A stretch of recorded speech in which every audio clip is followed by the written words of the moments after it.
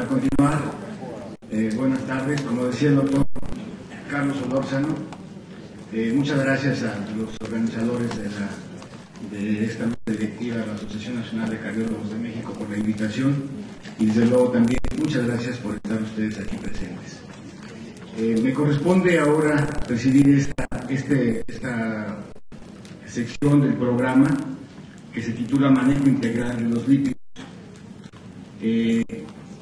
Me acompaña en la mesa el doctor Ricardo Alvarado, del que ya ustedes escucharon sus logros profesionales, y vamos a empezar en este momento la presentación del doctor Luis Alcocer Díaz Barreiro, que es ampliamente conocido por todos nosotros, una autoridad dentro de la cardiología mexicana, reconocido el hombre, es jefe del servicio de cardiología en el Hospital General en la Ciudad de México y profesor universitario. Tengo mucho gusto en presentar a ustedes al doctor Luis Alcocer.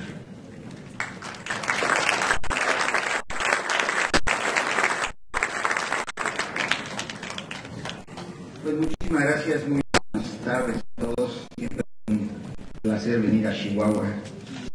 Así es que estoy muy contento. No soy de aquí, pero ya aprendí cómo se dice el nombre de esta bonita tierra.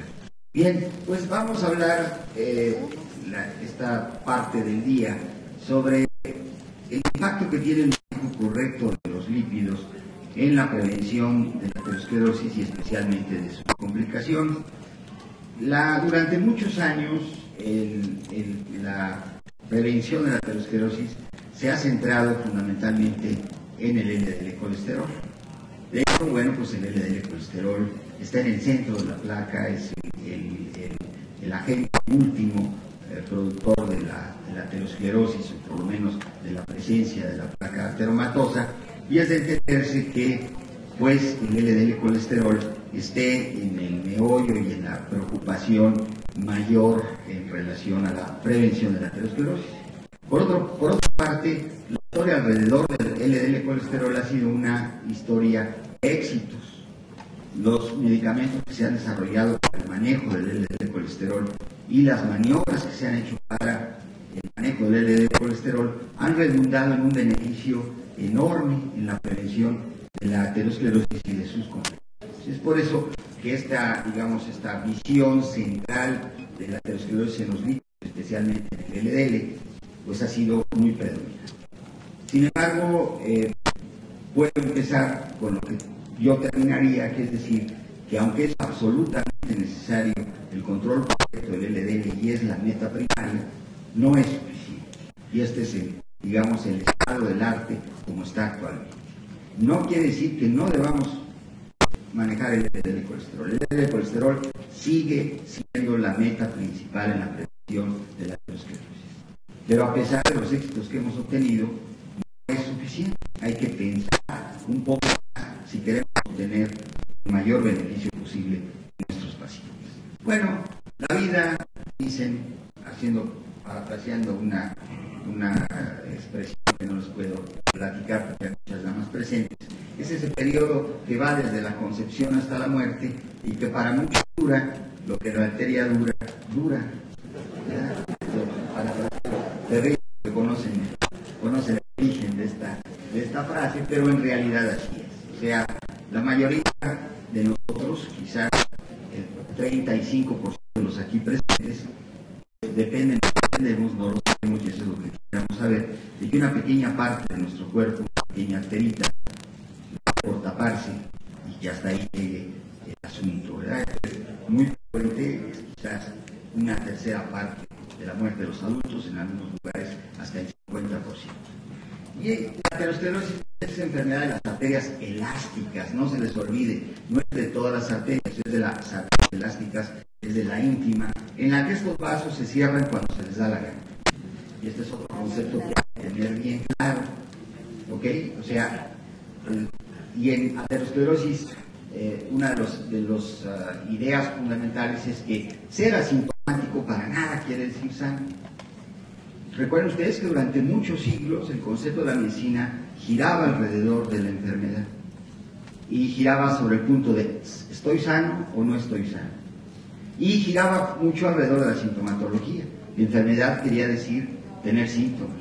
El médico se dedicaba a curar enfermedades a través de manejar síntomas. Todavía la gente dice, ¿por qué voy a ir al doctor si no tengo síntomas o si no estoy enfermo? Ahora que lo vemos desde el punto de vista de la salud y no de la enfermedad, pues lo que nos preocupa es el riesgo. No es saber si estoy enfermo o no. La mayoría de nosotros, en un sentido estricto, tienen por ahí una placa ateromatosa, o tenemos una placa ateromatosa. El punto no está en si estamos enfermos o no. El punto está en qué riesgo estamos de tener problemas. Y bueno, un concepto para entender esta situación es recordar que la aterosclerosis se inicia con los factores de riesgo cardiovascular, algunos de ellos no modificables, como son el sustrato genético, la edad y el sexo, y otros 240 factores de riesgo reconocidos para aterosclerosis, pero de los cuales estos otros 5 representan una forma de reconocerla con facilidad por el clínico. Los clínicos usamos estos factores de riesgo por ser muy importantes, por tener puntos de corte determinados, por haberse comprobado que su modificación trae como resultado beneficio para calcular el riesgo de la persona con aterosclerosis. Pues estos factores de riesgo van apareciendo pues muchas veces desde el nacimiento y van actuando sobre el vaso, sobre las arterias, de una manera subclínica, no dan molestias y no lo dan por muchísimos años. El problema está, como saben ustedes, que para que empiece a haber isquemia se requiere que haya el 50% de la luz del vaso tapado, y esto a veces tarda muchos años, o a veces lo hace violentamente cuando la placa se rompe. Y cuando sucede esto, pues sucede la gran catástrofe, que es la angina estable, el síndrome isquémico coronario agudo, la enfermedad vascular periférica, los aneurismas, el accidente vascular cerebral, y los pacientes que sobreviven de esto, pues al cabo de los 55 o 60 años empiezan con insuficiencia renal crónica e insuficiencia cardíaca. De tal manera que esto es el problema principal de la patología del ser humano. Si juntamos aquí a la diabetes, pues vemos que la mayoría de las personas mueren por estas causas. Hablamos en un concepto muy primitivo de prevención primaria cuando no hay síntomas. Antes de que haya síntomas se habla de prevención primaria. Es un mal término porque en realidad ya existe la enfermedad. Entonces, aquí es mejor hablar de manejo de riesgo. Aquí lo que estamos hablando es manejo de riesgo, y aquí desde luego todavía seguimos manejando el riesgo, pero ya en las personas que ya tuvieron problemas.